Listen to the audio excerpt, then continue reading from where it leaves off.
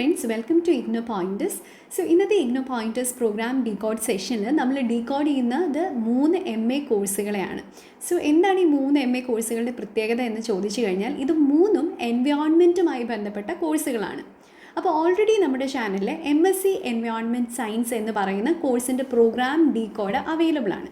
അതും ഒരു എൻവയോൺമെൻറ്റുമായിട്ട് ബന്ധപ്പെട്ടിട്ടുള്ള ഒരു കോഴ്സ് തന്നെയാണ്, ഒരു PG കോഴ്സാണ്. പക്ഷേ അത് മാസ്റ്റർ ഓഫ് സയൻസ് ആണ്, അഥവാ ഒരു MSc കോഴ്സാണ്. അതുകൊണ്ട് തന്നെ ഒരു BSc ഡിഗ്രിയുള്ള സ്റ്റുഡൻറ്റിന് മാത്രമാണ് ആ കോഴ്സിലേക്ക് അപ്ലൈ ചെയ്യാൻ സാധിക്കുന്നത്. അപ്പോൾ നിങ്ങളൊരു BA ഡിഗ്രി അഥവാ ഒരു ആർട്സ് സബ്ജക്റ്റ് പഠിച്ച ഒരാളാണ്, പക്ഷേ നിങ്ങൾക്ക് നിങ്ങളുടെ PG എൻവയോൺമെൻറ്റുമായി ബന്ധപ്പെട്ട ഒരു സബ്ജക്റ്റിൽ എടുക്കണമെന്ന് ആഗ്രഹിക്കുന്നുണ്ടെങ്കിൽ ഇന്നത്തെ പ്രോഗ്രാം ഡീകോഡ് നിങ്ങൾക്ക് ഹെൽപ്ഫുൾ ആയിരിക്കും.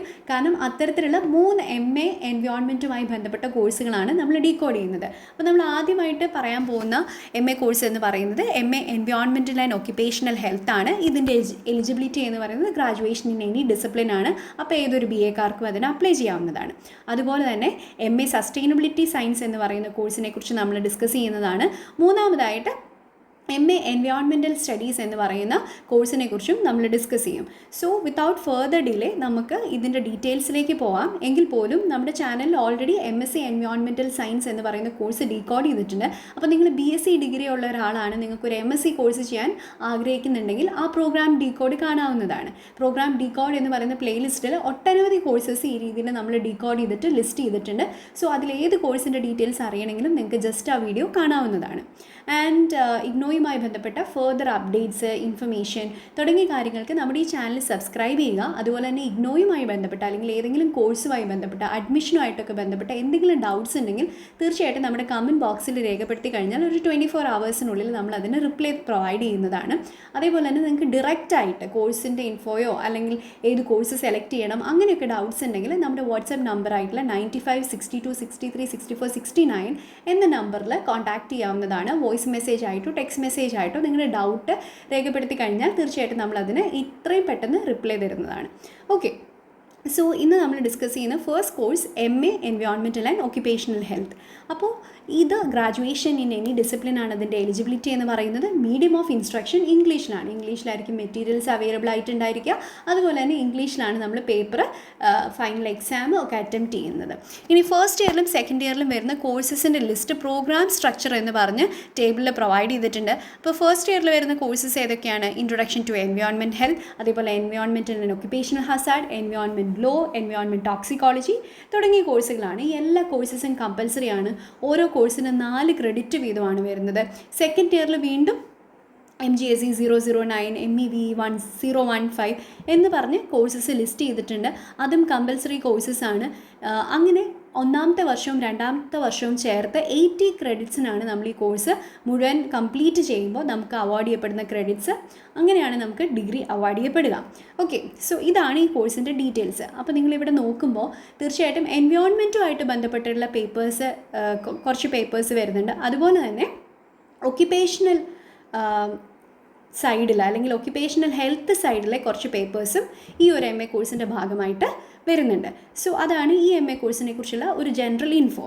ഇനി രണ്ടാമതായിട്ട് നമ്മൾ പരിചയപ്പെടാൻ പോകുന്ന എൻവയോൺമെൻറ്റുമായിട്ട് ബന്ധപ്പെട്ട് നിൽക്കുന്ന ഒരു MA കോഴ്സാണ് MA സസ്റ്റൈനബിലിറ്റി സയൻസ് അഥവാ MASS എന്ന പ്രോഗ്രാം കോഡിൽ വരുന്ന MA കോഴ്സ് എന്ന് പറയുന്നത്. ഇതിൻ്റെയും eligibility graduate in any discipline ആണ്. മീഡിയം ഓഫ് ഇൻസ്ട്രക്ഷൻ, അതായത് നമ്മുടെ എക്സാം മെറ്റീരിയൽസ് ഒക്കെ ഉണ്ടായിരിക്കുക ഇംഗ്ലീഷിലാണ്. അതേപോലെ തന്നെ ഫസ്റ്റ് ഇയറിലും സെക്കൻഡ് ഇയറിലും പഠിക്കേണ്ട സബ്ജക്റ്റുകളുടെ ലിസ്റ്റ് നമ്മൾ നോക്കുമ്പോൾ എൻവയോൺമെൻറ്റുമായിട്ട് ബന്ധപ്പെട്ട കുറച്ച് ബേസിക് ആയിട്ടുള്ള കാര്യങ്ങൾ പഠിപ്പിക്കുന്ന പേപ്പേഴ്സ് ഉണ്ട്.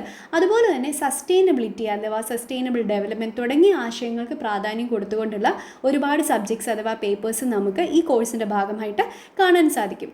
അപ്പോൾ ഇവിടെ കൃത്യമായിട്ട് പ്രോഗ്രാം സ്ട്രക്ചർ എന്ന് പറഞ്ഞ് കോഴ്സ് കോഡും കോഴ്സിൻ്റെ ടൈപ്പും, അത് തിയറി ആണോ പ്രൊജക്റ്റ് ആണോ പ്രാക്ടിക്കലാണോ തുടങ്ങിയ കാര്യങ്ങളും ക്രെഡിറ്റ്സും മെൻഷൻ ചെയ്തിട്ടുണ്ട്.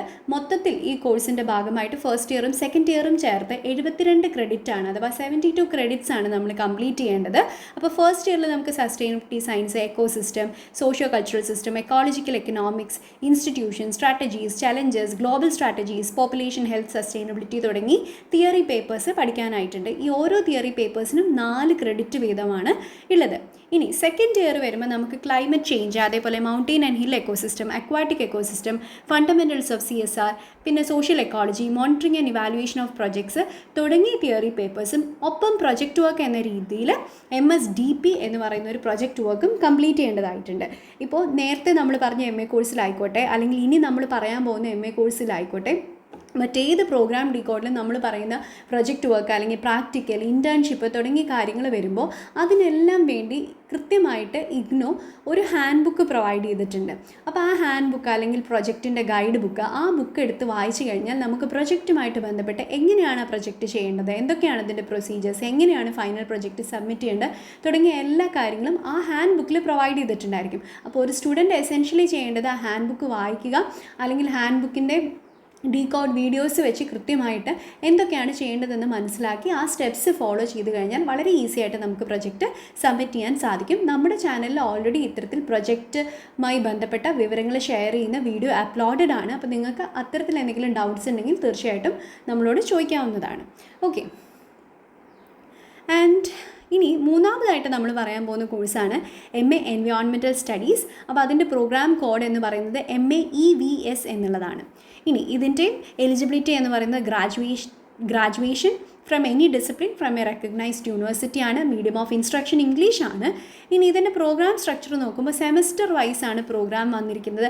അപ്പോൾ ഫസ്റ്റ് ഇയറിലെ ഫസ്റ്റ് സെമസ്റ്ററിൽ പഠിക്കേണ്ട പേപ്പേഴ്സ് എന്താണ്, സെക്കൻഡ് ഇയറിൽ പഠിക്കേണ്ട പേപ്പേഴ്സ് എന്താണ് തേർഡ് സെമസ്റ്ററിലെ പേപ്പേഴ്സ് എന്താണ് തുടങ്ങിയ കാര്യങ്ങൾ കൃത്യമായിട്ട് കൊടുത്തിട്ടുണ്ട്. അപ്പോൾ നമ്മളിവിടെ സെക്കൻഡ് ഇയറിൽ തേർഡ് സെമസ്റ്റർ വരുമ്പോൾ നിങ്ങൾക്ക് ശ്രദ്ധിച്ചാൽ മനസ്സിലാവും MEV 019 അതേപോലെ MEVE 014 എന്നീ പേപ്പറുകൾ നമ്മൾ പഠിക്കണം.